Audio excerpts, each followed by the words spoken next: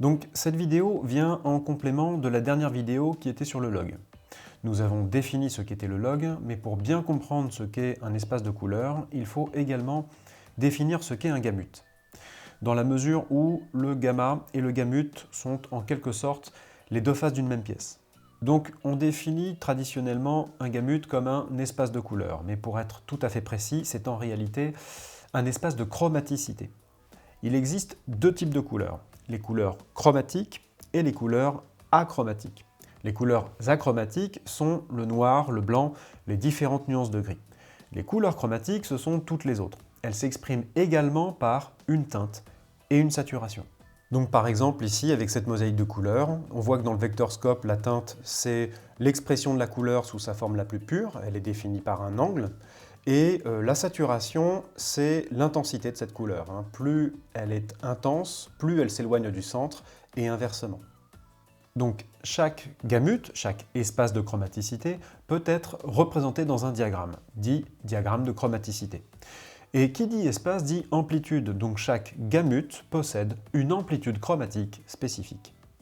Donc ce diagramme représente la vision chromatique humaine. Pour les êtres humains, il n'existe pas de couleurs en dehors de ce diagramme. Nous ne les voyons pas. À l'intérieur de ce diagramme peuvent être représentés différents gamut. Ici, j'ai un gamut appelé Rec 709. C'est le gamut de mon écran. Mon écran n'est pas capable de concevoir des couleurs en dehors de ce triangle. Alors, il est possible d'afficher d'autres gamut si les écrans le permettent. Par exemple, les écrans HDR peuvent afficher un gamut plus large, c'est le Rec 2020, ou le P3, qui est le gamut des projecteurs de cinéma numérique. Mais j'insiste sur cette différence entre couleur et chromaticité.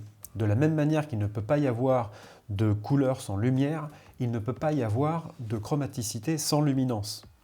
Prenons ici l'exemple de ces deux couleurs. J'ai ici un jaune pâle et un marron.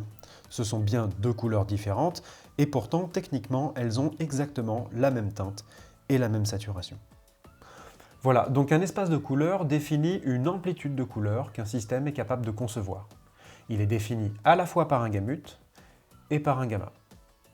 Voilà, le but de ces deux vidéos était de donner des définitions, de vous donner des clés de compréhension. Dans les prochaines vidéos, nous aborderons des sujets plus pratiques, notamment sur des conseils. Si vous avez des questions ou si vous avez des remarques, n'hésitez pas à me le faire savoir en commentaire.